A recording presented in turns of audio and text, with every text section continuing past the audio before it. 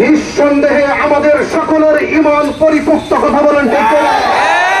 সম্মানিত হাজিরিন, আমরা মিছিলের মাধ্যমে বুঝিয়ে দিলাম আমরা মুসলমান জাতি ভয়ের জাতি নন, আমরা মুসলমান জাতি বীরের জাতি।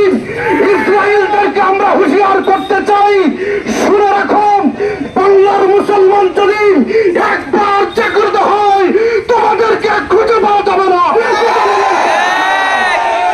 হাজিরিন, আমরা বাংলার মুসলমান, আমরা যদি কোনোভাবে সুযোগ পাই ইসরায়েলদের সাথে জিহাদে লিপ্ত হওয়ার জন্য আমরা কারা কারা তৈরি আছি।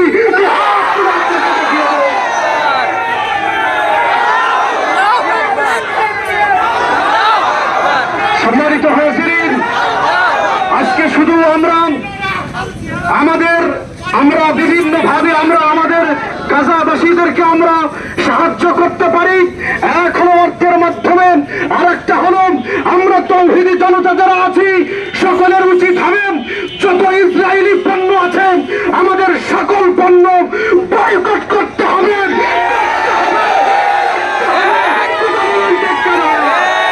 সম্মানিত হাজিরিন, এটা আমাদের ঈমানের দাবি, ইসরায়েলি সকল পণ্য বয়কট করতে হবে। আমাদের বাজারের যত ব্যবসায়ী ভাইরা আছেন সকলকে আমার উদার্ত আহ্বান থাকবেন, বাজারের ইমাম হিসাবে আমি সকলকে উদার্ত আহ্বান করছি, আপনারা সকলেই যারা ইসরায়েলি পণ্য দোকানের মধ্যে রেখেছেন আজ থেকে নিয়ত করে ফেলেন আর কোনদিনও ইসরায়েলি পণ্য দোকানের মধ্যে ঢোকাবে না, প্রয়োজন হলে না খেয়ে থাকবো, এরপরে জীবনের পরীক্ষায় আলহামদুলিল্লাহ রাব্বিল আলামিন।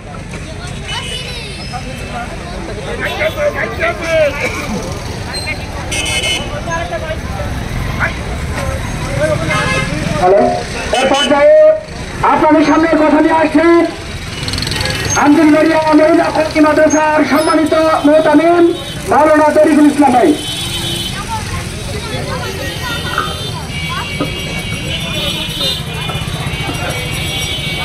আসসালামু আলাইকুম ওয়া রাহমাতুল্লাহি ওয়া বারাকাতুহু। কোন ভূমিকা না, ভূমিকা করার সময় নাই, কথা বলেন ঠিক কিনা? আমরা একটাই হুঁশিয়ারি দিতে চাই, ডোনাল্ড ট্রাম্পকে এবং নেতানিয়াহুকে, কথা বলেন ঠিক কিনা? আমরা খন্দকে যুদ্ধ করে বিজয় হয়েছি, উহুদের যুদ্ধ করে বিজয় হয়েছি, বদর খন্দকে যুদ্ধ করে যেহেতু বিজয় হয়েছি, এই ট্রাম্পের এই কুকুরকে থেকে বাংলাদেশের মুসলমান ভয় পায় না, কথা বলেন ঠিক কিনা? সুযোগের অপেক্ষায় বাংলাদেশের জনতা রয়েছে, সুযোগ পাইলেই ইসরায়েলের বিশ্বের মানচিত্রে কবর রচনা করা হবে, কথা বলেন ঠিক কিনা? কথা একটাই, মুসলমান দাবি করতে হবে ইসরায়েলের সমস্ত পণ্য বয়কট করতে হবে, বয়কট করতে হবে, কথা বলেন ঠিক কিনা? এরপরেও যদি কোন ব্যবসা প্রতিষ্ঠানে আন্দরবাড়িয়াতে ইসরায়েলের পণ্য ব্যবহার করা হয়, ব্যবসার জন্য দোকানে তোলা হয়, আমরা নিঃসন্দেহে মনে করব তারা ইসরায়েলের দালাল, কথা বলেন ঠিক কিনা?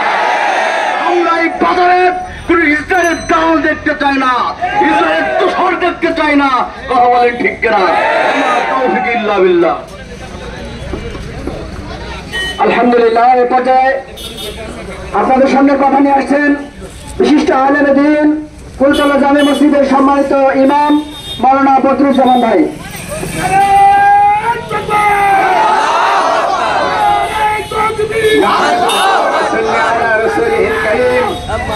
আম্মা বা'দ, আউযু বিল্লাহি মিনাশ শাইতানির রাজীম, বিসমিল্লাহির রহমানির রহিম।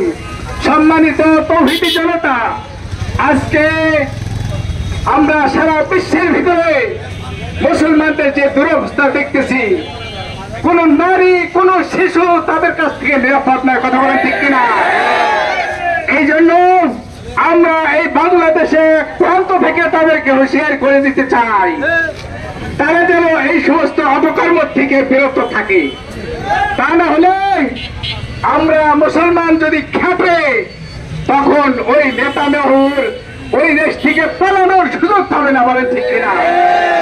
মুসলমান খেপে না, যদি খেপে তখন ছাড়ে না, ঠিক কি বলেন? এই জন্য যে কথা আমাদের পূর্বের বক্তারাও বলেছিল, আন্দোলবাড়িয়ার বাজারে বিশেষ করে ওই নেতানেহ ইসরায়েলের